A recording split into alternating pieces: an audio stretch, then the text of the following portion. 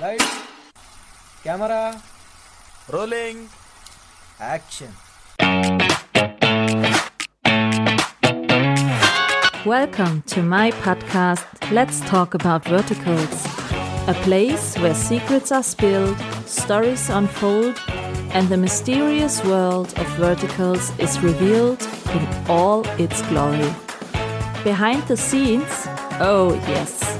Exclusive insights, absolutely. Eccentric characters, you bet. So pull up a chair, pour yourself something suspiciously strong, and prepare for a conversation you didn't know you needed. So welcome to the podcast Let's Talk About Verticals. And now, let's talk.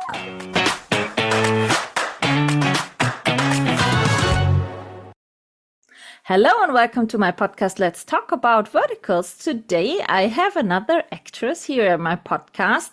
As I said, lately I had a bit overwhelming actors here, so it's time for another actress, and it's time for also a dog mom.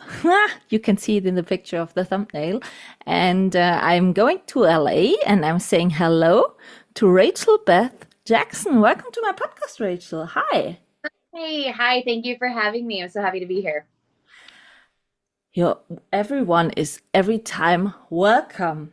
And let's be honest, I love that you want to join me because we can talk about a bit of this, let's call it XXL discussion. I am doing a monthly recap with my review ladies every month. And I started watching Verticals in 2023. So I saw a bunch of this whole XXL storylines that came up in the past. And I saw you did also a few ones, and the latest one is also not the typical XXL storyline, but it's, kind of genre, I want to say now. So I'm very happy to have some of the actresses here because the ladies and I, we are not so, as I said, the fans of this classic XXL. Let's say it's shit because it is shit when you need two actresses for the leads. So that's why I'm so happy that I can talk with you about this stuff ongoing and about your opinion about this ongoing stuff. Your actually show recently dropped with Teak Sadhana. Mm-hmm. It dropped on Real Short, and the correct title is XXL. Sorry, I'm so bad in titles. Can you say it? XL stands for Extra Love. Yeah, exactly. And that was the first time.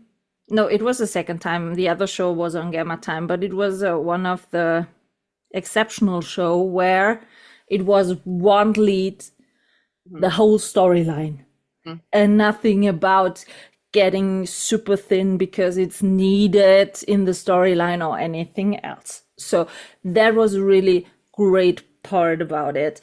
But what I really hate in the storyline, and that's what I want to ask you, there is so much bullying against oversized or plus-sized ladies. And as I said, I'm also not the super skinny type. So for me, it's kind of annoying seeing this bullying. How is it to act so stuffy? Yeah, definitely great questions. I do feel like this script was such a step forward in like the parts that I've played, but obviously like still such a distance to go in the writing. Honestly, acting it is mostly fine, right? There's always the stunt coordinators. There's always communication between the actors.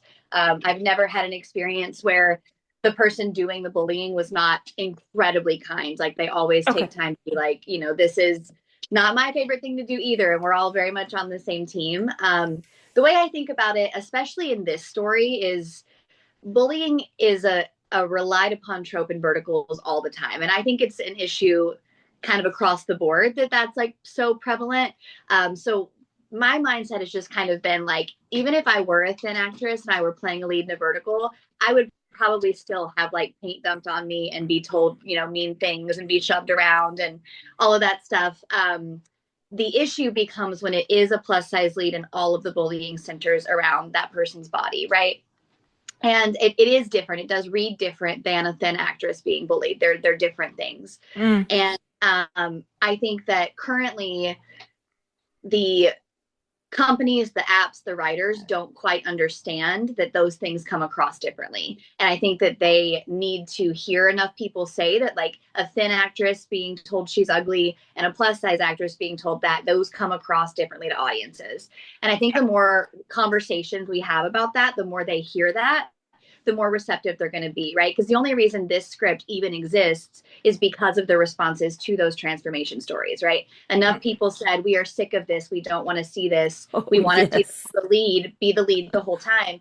And then they said, okay, if that's what you want, here's this script. So now we push it further, right? And we say, like, okay, great. We have the plus size lead the whole time. How can we give them better writing? How can we make it not revolve around their body the whole entire plot? And so I think it's just continuing to be really transparent with the companies of like what we want as audience members, what I want as an actor, and continuing to push them to like make those improvements and make those changes. They're definitely receptive to it, and they definitely are aware of like how audiences feel about these things, and they try to pivot as quickly as possible when they get that feedback. So I think it's just like keeping on them about it and just saying like, we don't want that kind of storyline. Yeah, because, you know, to be honest, let's say the typical target group of verticals are mostly oversized women. It's not that I want to discriminate anyone, but when you see, or I got in touch with a lot of audience people, and we are, I would say 90% not be the super model, you know, super skinny people, as I said, including me. So for me, it's kind of hard to see that every time when there is a more feminine lady in this lead, that she's always so weak that she got bullied, and that she need a male lead to back her up. You know, that's the thing, what I kind of dislike in this stuff. I want to see a lady saying, hey, I give a shit about what you're saying. Yeah. I feel comfortable. I love my life. I'm powerful enough to work through. Doesn't matter what you are talking about me. I give a shit of your bullying, you know, so in that way. But mostly of this XL. So, okay, it's better that you are not replaced now. But I think the next step should be that it's not such a big theme in this whole vertical that she's so weak and feels so uncomfortable. I want to see a woman from the beginning not needing any type of man to survive in the story. You know what I mean? Yeah, absolutely. That's what I saw. Yeah, I totally agree. And it's something that I have thought about a lot as an actor, because I feel like especially the transformation ones, they're like, they do typically read as very docile, very weak, very like in need of support and whatever. This one definitely had those elements, but because it was me the whole time, it was a little bit different. But it's something that I have to be conscious of in acting, because I am so opposite of that. Like, I am not a person who is timid. I'm I'm secure in who I am. I'm very confident. And it can sometimes be hard to like shift into a mindset of like thinking that, you know, I'm undeserving of whatever it is. Like, it can be a very hard shift. And so I've actually spent a lot of time thinking about this, of like, playing these characters is actually like some of the hardest acting I've had to do, of just making myself someone who wants to be like small and unseen and unheard, is just so polar opposite of me. So I totally agree with you. I would love like a strong, fierce, plus size lady who just like knows who she is and is ready to just show up. I think that would be incredible. And I'm hoping that that script gets here sooner rather than later, for sure. And to be honest, why we cannot start doing verticals with a plus sized female lead without that this doesn't matter anything in the storyline. You know Yeah. what I mean? And what I will say is like there are a couple casting directors who will call me in for like a regular lead. There's two or three of them who will regularly like have me send in a tape for a regular lead. I've never been picked by the client, and that kind of comes down to like their expectations of beauty and things like that. But there are more than one casting director in the vertical space who is pushing like to have plus size actresses seen for traditional leads. And I would say that's only been true the past like 6 months or so. Mhm. Previously, only ever seen for a role that was written to be plus size. The last 6 months, I've started at least being put in the room for a traditional lead. So Yeah. maybe that change is also coming, because I started noticing it and I was like, oh wow, like this is just like a lead that I'm auditioning for. That doesn't happen all the time. Ooh. So I know it's so exciting. So I think slowly but surely we're pushing towards that, and I hope it'll happen really soon. How many of this XXL, let's say, changing verticals have you done? Two, three, two? I think 3 or 4 of them. Yeah. Because I know that I minimum saw you in two. Hmm. But to be honest, I didn't prefer watching this XXL because it was so, Yeah. you replace them really, Mhm. and then all of a sudden the ex-husband is so in love with her. Sorry, but Right. that's shit. Yeah. I So agree. I totally agree. it's Um, not my favorite to watch vertical, to be honest. But as I spoke with my ladies in the monthly recaps, we discussed a lot about this XXL where the two female leads were in it, and we had the feelings that recently it got a bit less with yeah. this switching roles. Yeah, thank God, and I hope that this continues. No, as I said, when I saw the first one on Gamma Time, the summer I turned my sexiest, where you see also the whole show the same lead, and she was a bit powerful in she doesn't need the man to get her revenge on her ex-husband. So Mhm. that's what I want to see. That the Yeah. women feel so comfortable, and the main point is that they don't need a man to rescue them, you know? So, Agreed. Agreed. but as you said, we are on a hopefully good way. So, Yes. what was your first vertical you did? When did you enter the space and how did you get into it? The first vertical I did, we shot in November of 24, and it came out in January of 24. Do you know Um, the title? it's called, it's a great question, Mr. Governor's Wife, something like that. It's with Dima and like Christine Oh, Haven. with Dima Rylan? Yeah, that was my first one, and I just got into it by seeing the breakdown on Actors Access and submitting for it. And they called me back in for like an in-person callback, and I did a chemistry read. And then about a couple days after that, they gave me the offer, and I didn't know a ton about verticals at the time. I knew they existed, but I didn't know like fully what the space looked like. I didn't really know what to expect, and I showed up, and that cast and crew was awesome. We had such fun. It was like just a really good time, really good group of people, and I love Dima and Christine both. They're wonderful, still both really good friends of mine, and they obviously are both very seasoned vertical actors and were at the time of doing this one. And so they basically were like, once you're kind of in this world, like you can work as much as you want. Like once you are established, you are going to be able to find vertical gigs all the time. And they both kind of just like ushered me in to this world. And then shortly after that one got released, I started kind of connecting with some other vertical actors and getting to know kind of the larger space as a whole, getting to meet some other people. And then kind of after that, it was a whirlwind of the past year of just like constantly being on set shooting verticals. And so it kind of happened all at once and snowballed. And I had no idea from accepting that first one that it would lead to all of this work and all of these, great connections and stuff. But yeah, I kind of accidentally fell into the world and have been here ever since. So What have you done before you uh, entered the vertical space?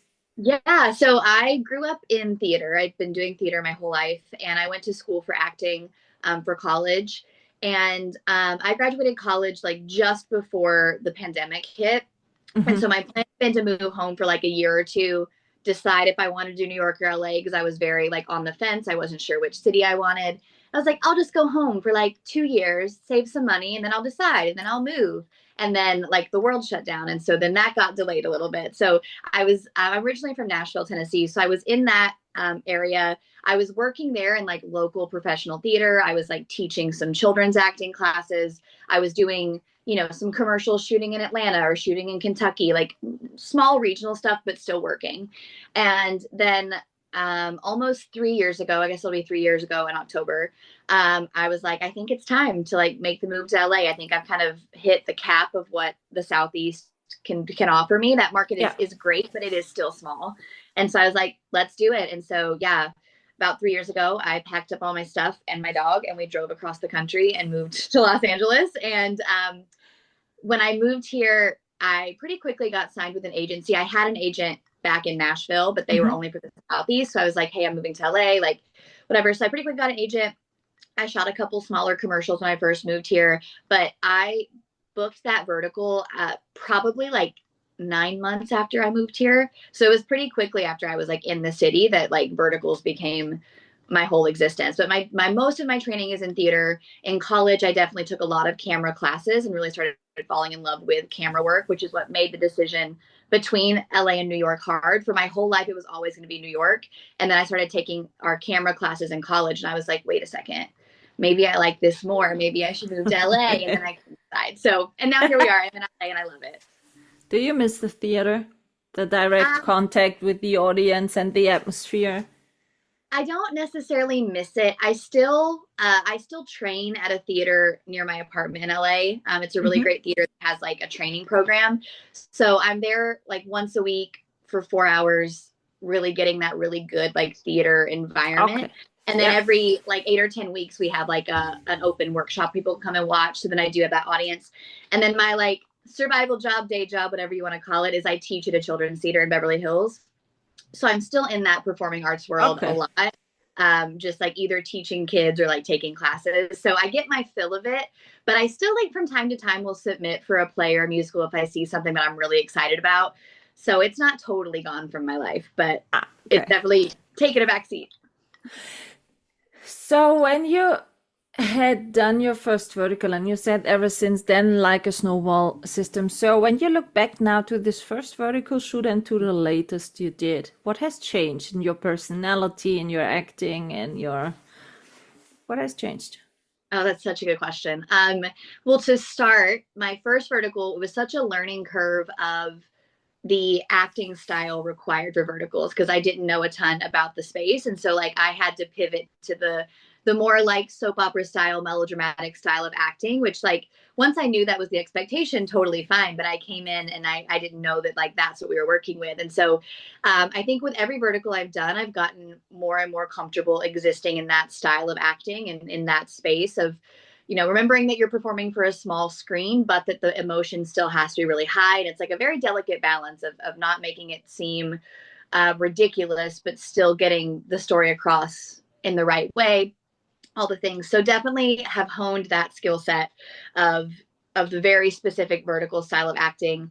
I also think that like I've just gotten more sure of myself in the last like year and a half of doing verticals. Like I consider myself fortunate in a lot of ways because I had a professor in college who like really changed my life as an actor. I was like before I met him my junior year, I was still getting my acting degree, but like unsure if I really still loved it because Mm. theater schools, they can suck a lot of the joy out of acting. And so I was really in a place of like, I'm going to finish this degree, but like, I don't know if I'm ever going to use this. And then I met this professor, and what he taught me in my last 2 years of college, ever since then, I have never doubted my ability as an actor. I've always been like, I know that I'm good at this. I know that I have the skill set. I know that I'm talented. Um, but in this vertical world, I have definitely come into a place of like, not only did I already know that I'm good and that I deserve a spot at the table and that I have worked really hard and I have a great skill set, I now am like just in a very secure place where when I do go through a dry spell of like maybe a couple months with no booking or just like 1 or 2 day player roles, it doesn't send me into a place of like, oh my gosh, is it all over? Will I ever work again? I'm just like, Yeah. take the time off, enjoy it. You're going to be on set next month and it's going to be 10, 12-hour days and you're going to be exhausted. So like right now, just enjoy it. And so I think I have a very solid ground underneath me, from knowing that the vertical world is there for me. I have those job opportunities available, and just being able to use my skills all the time and be working so consistently has given me just such like a grounded space as an actor. I feel like I'm not constantly chasing like approval and validation and all this outside source. I feel very secure in myself and in my work. And I think that comes from just like the amount of work I've been able to do in the last year and a half. When you, let's say, audition for some type of roles, do you prefer any type of characters you want to play? Ooh, that's so fun. I have gotten to do exactly one villain and I loved it. I thought it was so much fun. I like literally grinning ear to ear every time they called cut. I was like, this is the best time ever. Like at one point in that shoot, I told our stunt coordinator, I was like, listen, I'm always the one like getting shoved off the cliff or slapped or whatever. Like to be the person doing it is so much fun. So I'm always open and down for more villain roles. I know that like they don't write a lot of villain roles that were necessarily a fit for my type, but if they exist, I want them. And then other than that, I love a rom-com. Like I'm such a believer in like the importance of rom-coms and just like, we sometimes just need like an hour and a half of positivity and like joy and happiness. And like, I think that that's so, so powerful. And like, I'm such a proponent of rom-coms, have been my whole life. I'm like, they are so important. They are so powerful. And especially when you can do rom-coms that attack things like body diversity or just diversity in general, right? Those are still so powerful and they're positive and they're joyful and they're happy. I love a rom-com. So anytime I can do a rom-com or I can play a villain, that's what I'm like here for. Yeah, why not? To be honest, I heard a lot that the villains are the most funny part in verticals. It's so fun. So, I played a bit. Even at kindergarten, I played a villain because of my black hair. I played the bad witch in Sleeping Beauty theater in kindergarten. I was always the bad one. I can live with that because no one expects something good from you, So I love that, to be honest. How was it filming with Sterling, a child actor? Oh my gosh, she's so cute. She was really fun. She obviously like child actor laws are pretty strict, so she was only able to be on set like I think 6 hours a day was her limit. It might be more, it might have been 8, but she was only there a certain chunk of the day. So when she was there, it was very much like get her scenes done and handled. We have to wrap her by this time. But Teague and I had so much fun with her. She loved hanging out with us. We were always like coloring and playing games and like doing all the fun stuff. She was just like always just so happy, so much fun. She is, it's so interesting because I work with a lot of kids in a theater setting and she is such a smart kid. She's only 5, but she's so smart. And the second you call action, she knows exactly what to do. She is so focused. She will do everything asked of her. The second they call cut, she's like a playful, joyful 5-year-old again. And she like wants to be silly and goof around. It's so cool. So many child actors are so professional. Really. I recorded, for example, with Logan Hannigan for my podcast. And he was sitting there and I was so, what? I asked him, for example, what's his goal in acting? And he said, yeah, Michaela, I want to touch people's hearts so that they forget that I'm acting. And I was so, what the heck? An 8-year-old guy is telling me exactly that. What?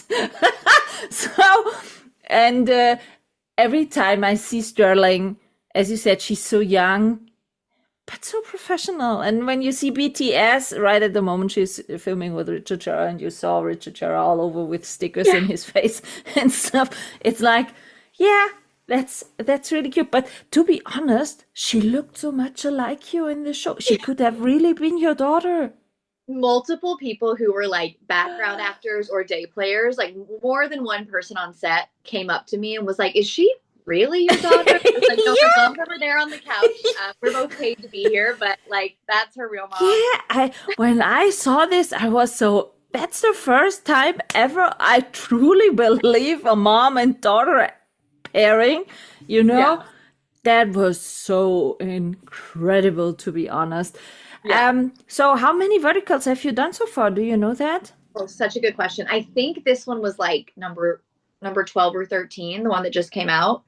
Mm-hmm. I think Oh, it's that's like 12 or 13. I know I hit double digits at the end of last year, so we're somewhere in there. What's your goal in vertical acting? I mean,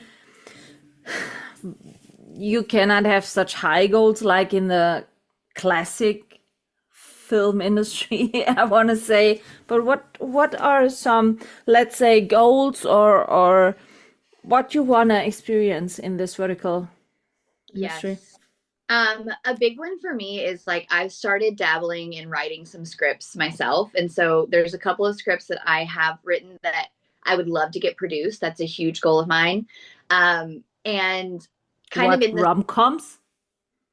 yeah, two of them are rom-coms, and then one of them is like a group of women friends, kind of in the vein of like Steel Magnolias, Fried Green Tomatoes, that kind of like just female friendship story. Okay. So one of them is more that there is like a romance subplot in that one, but it's mostly about the four main friends. And then I have two rom-coms that I'm working on. And with that, kind of to what we said earlier, my two rom-coms are written to be plus size roles, but it is never really addressed. Their bodies never really discussed or talked about. They That's just great. exist. That's They're great. written to be plus sized. And so whether it's my script or someone else's script, I would love to lead a rom-com, like you said earlier, where I just exist. It's just a Yeah. story, it's Yeah. just a That's it. rom-com, and I exist in it. And so I think like I would feel very like, okay, check that list is done if that script existed again, whether it was one of mine that I wrote or someone else's. I think I would feel very like, okay, I did what I came here to do. If I was able to get like a true romance script that was like just a person existing in a different body. Have you ever done a werewolf one? No, I have not done a werewolf one. I would love to. I'm very into like the supernatural stories myself. I read a lot of supernatural. I watch a lot of it. So I would love to do one, but I have not yet. Yeah, but lately there haven't been so many werewolf and vampires are totally less at the moment. I have the Yeah. feeling. I haven't even seen like a lot of auditions for them floating around either. Yeah, So yeah, I was expecting that last year, round about Halloween there will drop yeah. more type, but nope. But to be honest, I'm now actually a bit fan of the new genre of the pirate ones. Yeah, the pirate is so fun. I'm obsessed with that. That was so. When I watched, there were two pirate verticals now. And when I watched them, it was so, yeah, like in my childhood, I don't know if you know it in the US also. The author Astrid Lindgren has a story. It's called Ronja the Robber's Daughter. And it's Ooh. about a little kid being wild and freaky and, so powerful and self-confident in what she's doing. And when I saw, yeah, there will be a pirate one, I said exactly that type of character a woman Yeah. needs to be a pirate Yes. lady. So that's why, and there was a 100% chance that there is no banquet scene in this vertical, Right? and not the typical hospital drama, So it was a bit of, okay, yeah. And robbery and stuff make totally sense in a pirate one, Yes. So I was so, oh hell yes, please, the pirate ones, more adventure, more for it's also, more nature in this Yes. vertical. Every time you see this big mansion, and in every third vertical the same mansion and the same bar and Yes. so for me it was so, yes, outside, shot in the nature, adventure, yeah, type of new storylines. And I was so glad, to be honest, that the smaller platforms did the shows, Yeah. because the quality was so good, and you Okay. can be sure that then mostly in the smaller platforms the storylines are better, I agree. to be I honest. agree. Yeah. I'm a big fan of My Drama, Candy Jar, Drama Pops, these type of platforms, because all storylines on candy jars are based on books. So Mhm. mostly there is always a good story in it. And yeah, the quality, for example, on Drama Pop shows is so good. Yeah. Have you ever shot outside of LA vertical? I filmed in China last year, and I've had a couple auditions for New York and Vancouver, but haven't gone through with either of those. But I did do one in China last year. Which one you did in China? That one is called Billionaire Wife's Revenge, is what that one's called. Who was in it? Um, Christine was also in that one, Christine Ray Havens, and Lake is in it, and then everybody else was like local to China, so we were the only Do you American. know which platform that dropped? Happy Shorts. I've never heard about Happy Shorts. I think they're mostly a Chinese market. Ah, okay. Mhm. It's not in that way that we already have more than 300 platforms. So, Right, right. okay, okay. What about shooting in Europe? I would love to. I would love to do that. One of the verticals that I've written is a Formula One romance because I love Formula One racing. It's like my favorite thing in the world. And in my mind, in my dream world, my Yeah. romance is shot in Europe, like the majority of Where it. in Europe? I honestly anywhere, but like if we could get like on the Silverstone track, that would be the dream. Like that would be the dream of Or my in life. Monza. Or in Monza would Monza. be amazing. Like but I would take any European track. Here in Germany, we have the Hockenheimring, and we have also some good racing places. That's true. So definitely down. Would like truly in my dream world, my F1 vertical is shot in Europe. And you know, here in Germany, we have the Autobahn. You can shoot here the action stuff without any tempo limits. That's true. Just for your information. Yes, yes. No, I love and that. recently there were shot a lot of verticals in Europe. They even started shooting verticals here in Germany lately. Oh, really? That's awesome. I don't know yet if Yeah. it's awesome because there's a production company 2 hours from my place here. Mhm. And I saw the first ones and they shot it German spoken. That's okay, Hmm. but a bit of weird stories. Mm-hmm. And the latest casting calls I saw, were searching for influencers with a wide range of followers.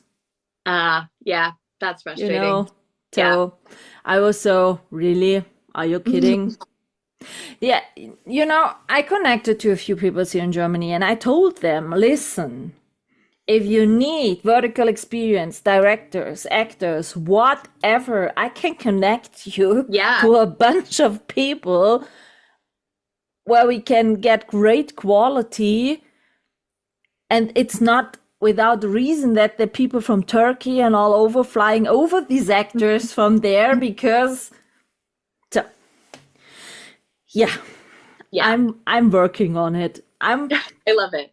Now, I was thinking about making a database Mm-hmm. where every actor, actress, whatever director who's interested in, you know, a lot of your colleagues have even dual citizenships, another European citizenship, so it wouldn't be hard to get the visa stuff, you know, so they can come over very short. And so I'm actually thinking about doing like a database so that if someone is interested from the actor side can give me, you know, the classic one, like your agents have, headshots, I don't know, all the measurements and whatever, so that I can say to the people here in Germany, listen, if you need someone, contact me. I can check if I have anyone in the database who would fit perfectly for that type of role. Because the production company 2 hours from here, I know that they will start shooting in English spoken verticals too. And they will release also a platform, a new one. Yeah. Yeah. So they will release, I think I read that they will release a platform when they had 15 till 20 verticals, you know. So yeah, it's coming up. But Yeah. the Germans are mostly so organized and structured and need a little bit of safety. You know, we are not so spontaneous. Mhm. So we will see. No, you see it directly. A lot of people ask me, Michaela, what's this podcast you're doing about? Is it about a movie? No, it's not about a movie. It's a big industry we are talking about here. And so here in Germany, verticals are not very common at the moment. Okay. Even if you want to get informed and you Google it and you are searching for German texts about infos about what you cannot find a lot. So Interesting. Okay. I said, okay, I will do a website additionally to this podcast where I fill it with English words and German words so that everyone who's Everyone interesting. can learn. Yeah, that's for example a reason why I'm publishing this podcast also on YouTube. Yeah. The audio file that you can hear or read it with the subtitles from wherever you are. You know what I mean? So yeah, but I'm sure that 2026 Europe will come more and more because I was told from a few actors, actresses, and directors from the US that it's getting more and more cheaper to shoot in Europe than in LA and stuff. So it's easier or cheaper to fly you as an actor over than produce in LA. So I think there will be a bit more upcoming shootings here in Europe. I'm crazy about that, to be honest. Yeah. And every vertical, sorry for being so snobbish, but every vertical who was shot in Europe is really great in quality. So people saying that it's and it's just nice to have different locations, like you said earlier. Like so often, it's the same mansion if it's shot in LA. And like it was the one that we just shot, the one that just came out yesterday. We there was like at the beginning the birth scene, and I at one point looked around and I was like, I think I've given birth in this room like 6 times. Like, I was like, it's crazy. what are we doing? Because there's only so many options, right? So it's nice to just have other places we can go and just mix it up a little bit. Yeah, I think that will be fine. What else is on your bingo card for the verticals? What you want to discover or what you want to try or something like that? Yes. I would love to do a supernatural one. I think that would be super duper fun. Because of the storyline or the costumes or because of what?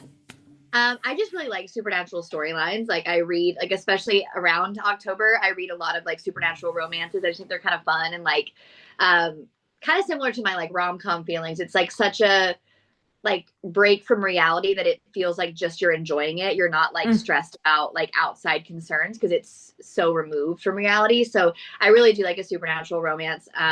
So definitely interested in that. And I also like I want more stories with like female friendship at the forefront. I have a lot of amazing friends in the vertical world that like I either never get to work with or they're always like the antagonist to my lead, right? So we're either always fighting or we're never on screen together. And it's like there's so many of us that we're like, oh my gosh, I would love for us to work together, but like we're not going to get to, or we're going to be enemies. And so I would love like a vertical that's about 2 friends, more about like 2 sisters, anything like that, where it's just like centering female friendship, I think is so special. Obviously, like I know most people come to verticals for the romance, so keep the romance subplots, totally fine. But I do wish we had a little bit more just like multiple strong, interesting women leading verticals would be so much fun, I think. And there's just so many gals I'd love to work with that I just feel like I'll never get the chance to because we're either like, we're both always considered like the ingenue lead. So we're not going to be cast in the same show because there's only one of those. And so it's like a lot of great gals that I won't get the chance to share the screen with. So I would love more of that.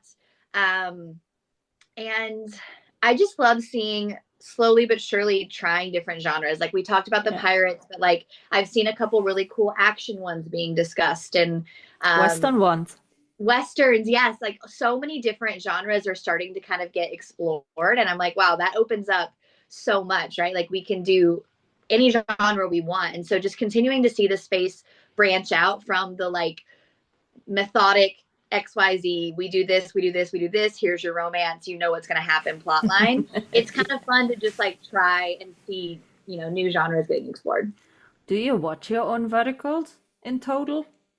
Um, this one was actually the first one I've ever watched in total. The other ones I normally scan through to find out what I want to add to my reel, and then once I know what I want in my reel, I kind of don't watch the rest of it.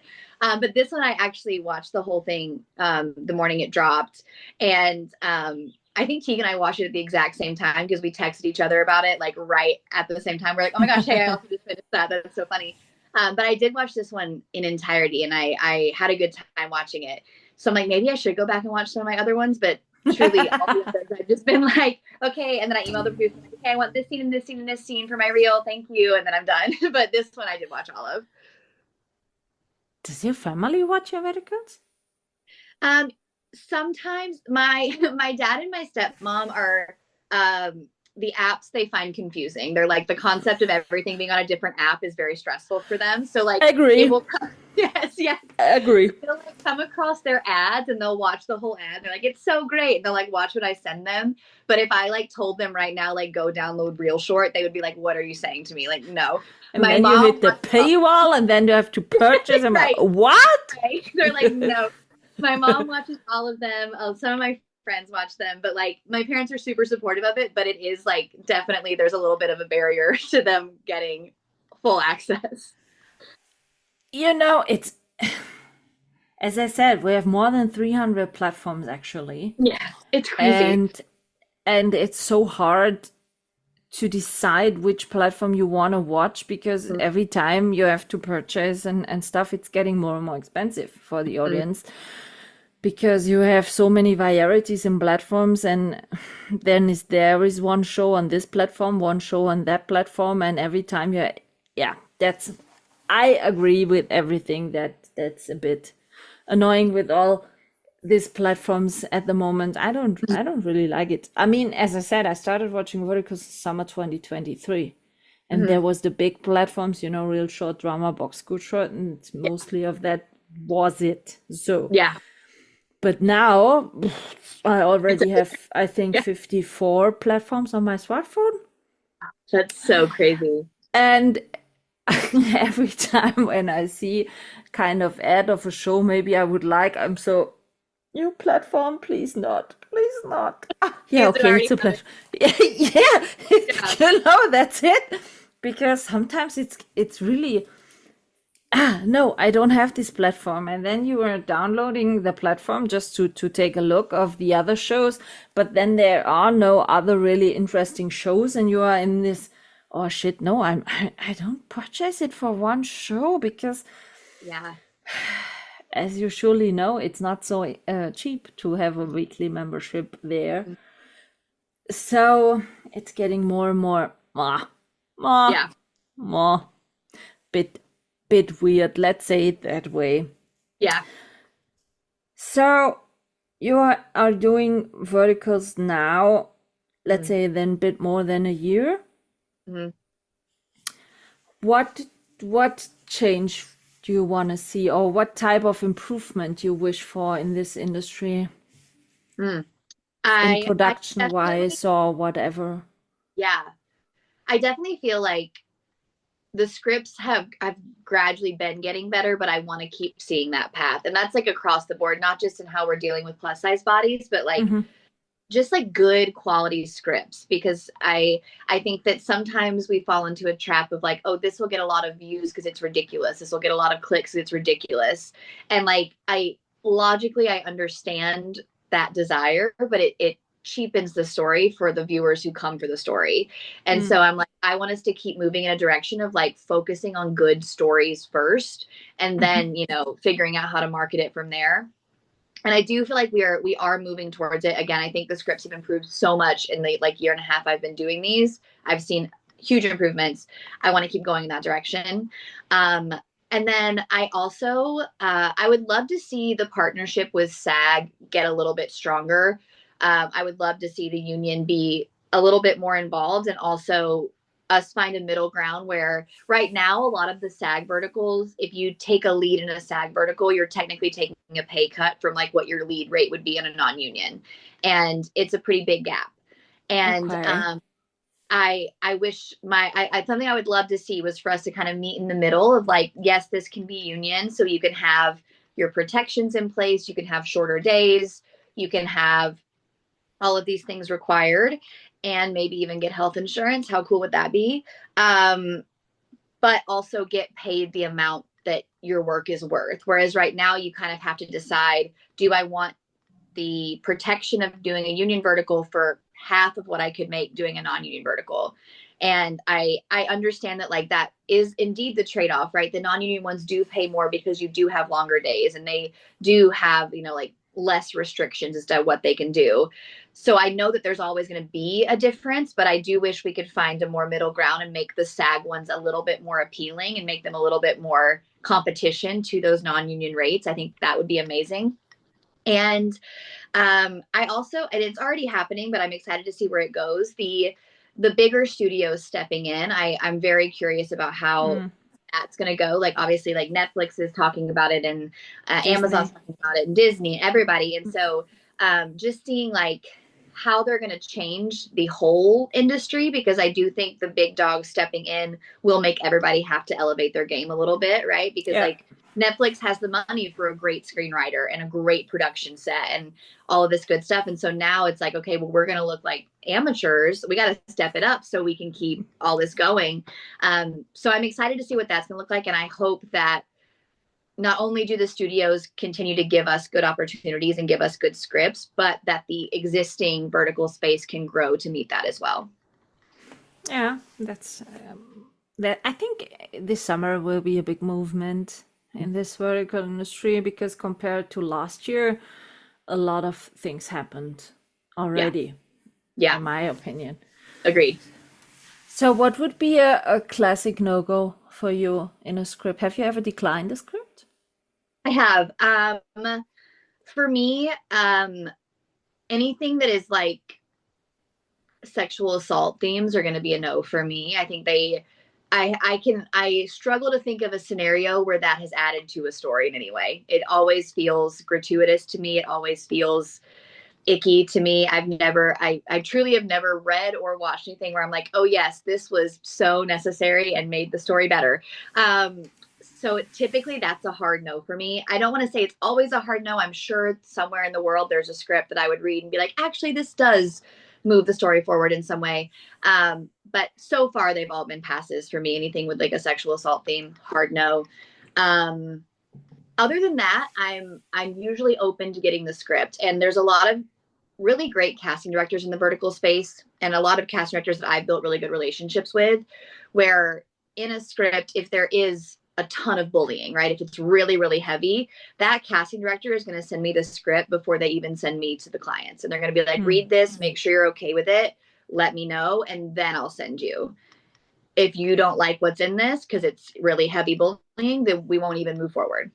Oh, and good. I think that is like such a sign of respect and is so good, because it's like, yes, like clearly that casting director thinks that you could do the role or they wouldn't be having this conversation with you, but they want to make sure that you know what you're signing up for and what you're stepping into. That's good. So because of that, so far I've only ever declined because of the sexual assault aspect of a script. Yeah.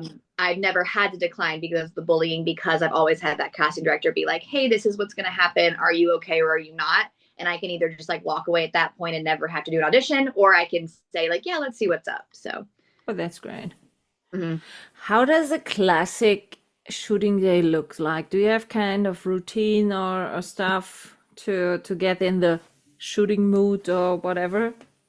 I typically have like a very set morning routine every single day, but it varies a little bit on shooting days. I'm always like, I want to wake up, have my cup of coffee, do a short little meditation and journal for a little bit at the start of every day. Like that's super important to me. So I squeeze that into shooting days as well.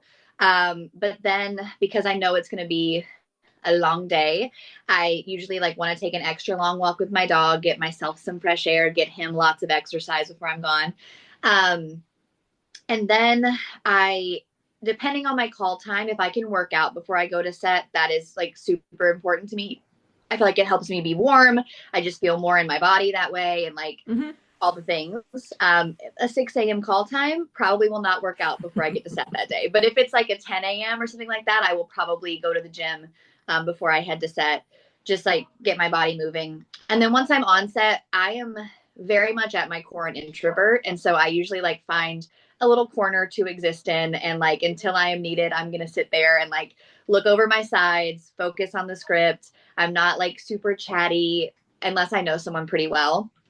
And yeah, just kind of staying focused, locking in, getting through the day. But my morning routine is pretty much the same depending on whether it's a shooting day or a not shooting day, as far as just like meditation, coffee, and some time with my journal, like always every single day.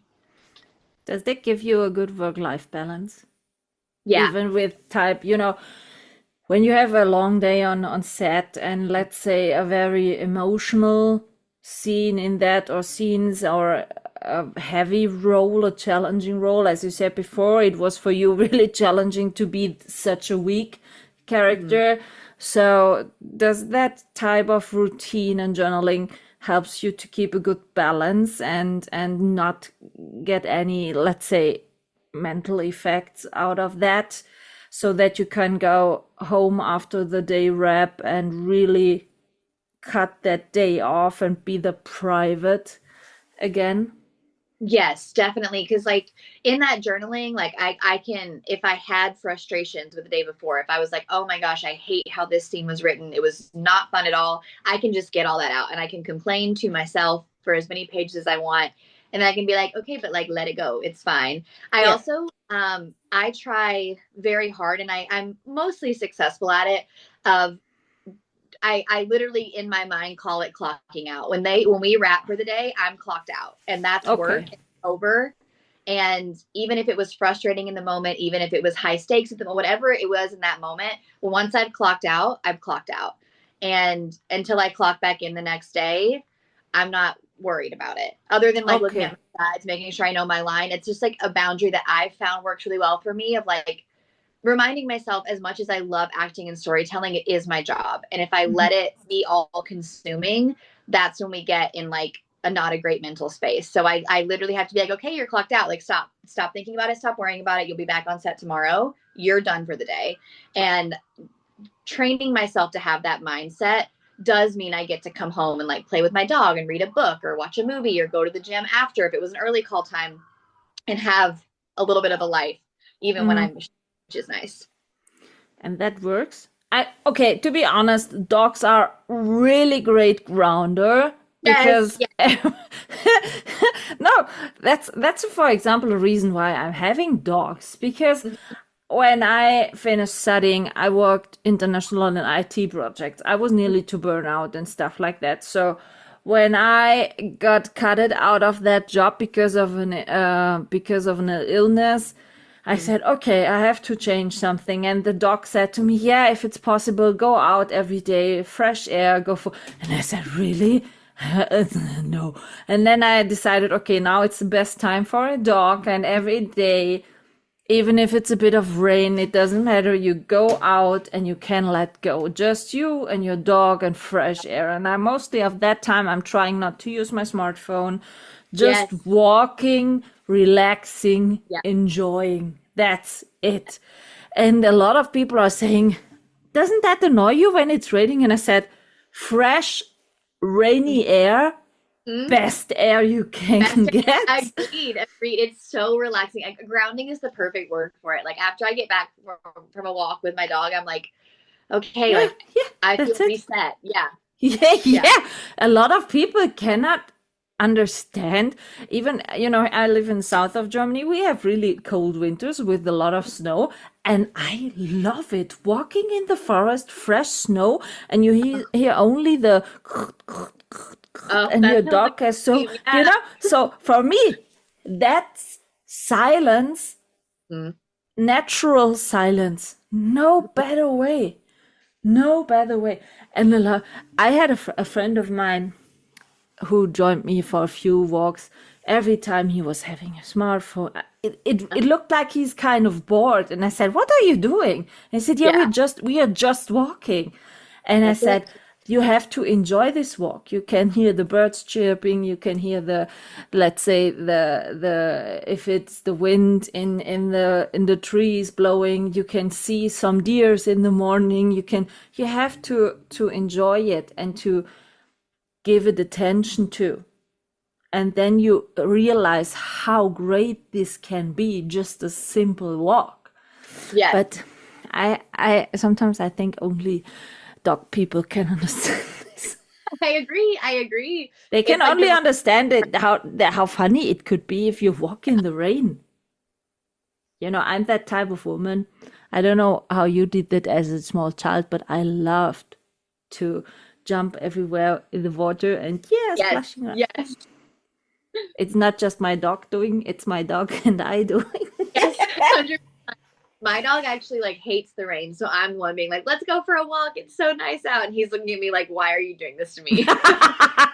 No, you know, the typical lab loves water, and my dog is like, "Yeah, I'm running 5 times. Yeah, splashing. Yeah, I love it."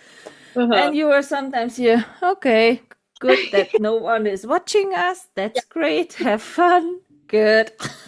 You know, when I got my first dog, my parents said, "What, you're a dog? You have to go out in the rain?" And I said, "I know, but there are clothes to get out in the rain." So, and I said, "And even if I get wet and a bit dirty, so what? I have a washing machine." Yes, yeah. So for some people it's not, but a good friend of mine was a bit overworked, and he came for holidays to my place for a week, and I said, "Okay, listen, the rule is 3 times a day walking with the dog, no smartphones allowed." He was in the first walks, he was so uncomfortable with, because he didn't know. Yeah. And then from the 3rd day on, he was so, "Oh, that's really nice." And I said, "That's it. You have to get grounded. And the best partner to ground you is a dog. Simple way, a dog." So, yeah, I understand that you love it, going for a big walk before going on set, before all the stress. Yeah. How is it to have a dog in LA? Are there good places to go for a walk, or is everywhere this big city life? It's honestly like the only part of LA that feels like a city is downtown. The rest of it is just like various neighborhoods that are just like, they have parks and they have like all this different stuff. So the neighborhood that I live in, we have like 2 blocks from my apartment, a really nice park that we walk to the park, do a lap around the park, and then come home. And the park has like a bunch of squirrels in the trees, and he loves to chase a squirrel. So like sometimes we'll just stay in the park for 20 minutes and let him like run at trees and bark at squirrels. But he loves it. And then I have a really great dog walker who comes on days when I am shooting. She'll come around like lunchtime and dinner time to take him out and then give him his dinner. Yeah. Because I'll be gone for so long. And so having her is super helpful. She's great. And he loves hanging out with her. So it is a little bit of a takes a village situation. If I didn't have a great dog walker, it would be a lot harder. But days when I'm not shooting, we just have a great time. We go to the park. But shooting days, truly the only hard part is like coordinating with her, making sure she's available when I book something. Like the first thing I do when I book a job is text my dog sitter and be like, "What are you doing these days? Are you free? Like, please." please. Yeah. Please. Yeah, I know. I live also on my own. And when I'm doing lectures at the university, the days are really long. My old dog, I always took with me to the university because he loved it. But as I said, he's 40-month-old. For him, it's a bit, hello. What, Mom? You want to tell them something? No, I want to play now. No. Yeah. He's not patient enough to sleep or something. He's more like, so many people. They can crawl me. Oh, we can have fun. No, Dion. I have to work with them. You have paws. No, I don't. Okay, so I give it up, taking him with me. But my dad comes over to my place always and go for a walk with him. And the funny part was there was a few months where I didn't have, because of the online ongoing and the pandemic. So I haven't to go directly to the university because I can do the courses from home. And my dad was so... when do you have to go again? And I said, "Do you want to go with my dog? You can simply say you want to go with my dog. You can have them." Yeah, because my dad, it was so fun with the older dog who recently died when you saw these two old men walking side on side. Yeah, It was so cute. I love that. Yeah, so good dog walkers is most important thing in my life. So, Rachel, on the end of every episode, I'm asking a 5-question quickie. Okay. Everyone gets the same 5 question. First one, because I published a cookbook and I judge people by food. So what's your favorite dish to eat? Ooh, okay. If I'm ordering takeout, it's pad thai. I love Thai food. If I'm cooking at home, I have a recipe for like a lasagna soup that is like one of my favorite comfort foods to make. So those would be my 2. Lasagna soup. Mm-hmm. I It's never good. heard about a lasagna soup. I'll send you the recipe. It's really good. Oh yeah, please. Because Okay. no, I never had a lasagna soup. I mean, I have only drive 4 hours with the car and then I'm in Italy. And Uh-huh. we have here in the south of Germany really great Italian restaurants because in the 50s, 60s, there were a lot of Italian guest workers here. So you can Yeah. really get some great Italian food. And I love Italian food. But lasagna soup, I've never heard about. My Is best that friend lives like is 2 that doors an down. American thing? It's just like a recipe I found online of like you just like taking the ingredients of lasagna and like turning it into a soup. My best friend Okay. lives 2 doors down from me, and like every so often she'll text me and be like, "Can you make lasagna soup again?" I'm like, "Yeah, this week, don't worry." So it's soul food, you want to say? Yeah. To be honest, I recorded with Aaron Obers these days, and we talked about soul food of spaghetti bolognese. Oh, so good. And when I Yes. talked with him about that, we recorded really late in the evening, and I was starving for bolognese. And then first thing on the next day was I went to the butcher, got the meat and stuff, Yeah. and cooked a big bunch of bolognese so that I can eat from it 2 days. Yeah. Because I said it doesn't matter, bolognese could be cold. You can eat Yes, it it's still delicious. directly out of the pan. Yes. And then I sent Aaron Obers the picture and said, "Thank you for that. I'm having bolognese." And he said, "Me too." Incredible. Incredible. So spaghetti bolognese. Oh, yes. Love. that's always working. It's also good, great soul food. Do you have a type of comfort movie you love to watch or rewatch, maybe from your childhood also? Yes, my comfort movies are Cars and Cars 3 or all of the Twilight movies. And I watch those films constantly. So differently, Cars and Twilight. What the heck? Huh. Yeah. But to be honest, I've never seen Cars 3. Oh, Cars 3 is the best movie in the franchise. I highly recommend it. It's so good. Huh. Okay. Yeah. No, I just stopped always at the first. Huh. Okay. Yeah, I will consider that to watch. What type of music is yours? I am a big Swiftie, huge Taylor Swift fan. I've been a fan since her first album and listen to her all the time. But I also like old school 90s country music. I love anything pop, really. I have a lot of my dad's vinyls from like the 70s that he gave me. And so I have like a bunch of classic rock. I have some old school pop, stuff like that I listen to on my record player. But my like main go-to, if you like picked up my phone at any given time, it will probably be Taylor Swift that's playing. Are you the carpool karaoke type, singing on the way to set in the car? Yeah, I usually make a playlist for my characters and I like jam to that on the way to set. That's so good. I love that. Yeah. So, last 2 questions. We spoke about the verticals you've done a bit. Which one of your verticals I should have definitely watched if I would have never, I watched more than 1,500 verticals so far, but Yeah. if I would come to you and say, Rachel, listen, I've never watched any vertical, which one of yours should I have definitely watched? I would say the one that just came out, XL stands for extra love. It's on Real Short for everyone who haven't seen it yet. Yes. Real Short with Sterling, Teague, and Rachel in it. And a bunch of others, but the main ones. Yeah, that's really good. Yeah, that's a really good one. So, last question. We talked about a bit of genres. Which genre you want to see maybe new or more in the vertical space? Um, I would love more like friendship comedies. I think that's something that is always really fun. Like, You mean Friday, like it's the Hangover Sex and the City style or what? City, yeah, anything like that. Just like funny group of friends, very distinct personalities. Everybody who watches will have one they resonate with more than that kind of thing. I just think I love watching those, so I think that would be really fun. And also like there's a few, but like more race car verticals. That's what I'm always here for.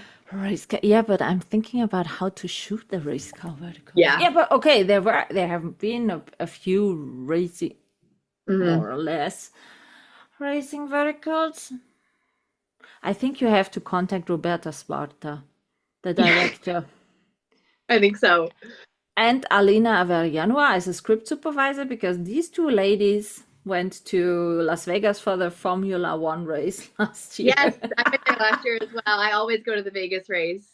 So maybe you should team up for a vertical like this. Definitely. And why not a female driver? Hello. Exactly. Would love it. Would love it. Like a storyline, the first female Formula One driver, whatever. That's a great pitch. Yeah. Huh. Yeah, your fiction. Yeah. Keep that in mind. Or you should write a script about it when you're saying that you are writing scripts. Okay, we will see. I'm curious about it. Rachel, I thank you so much for your time and talking to me. It was really a pleasure having you. And I wish you a lot of, let's say, not so size discussed roles. Let's say it in that way. Yeah. Powerful roles. And a kind of maybe challenging roles, perhaps. Yeah, I love that. So that you can improve as an actor, and a trip to Europe. Yes, I love all of that. Yes. I will see what I can get what I can do to get you over here to Europe. Amazing. We will stay in contact, I would say. Yeah. Thank you very much, Rachel, and I wish you a lovely weekend ahead and lots of fun on your next project. Thank you so much. Bye. Bye. This is a wrap on this episode, and I hope you tune in again.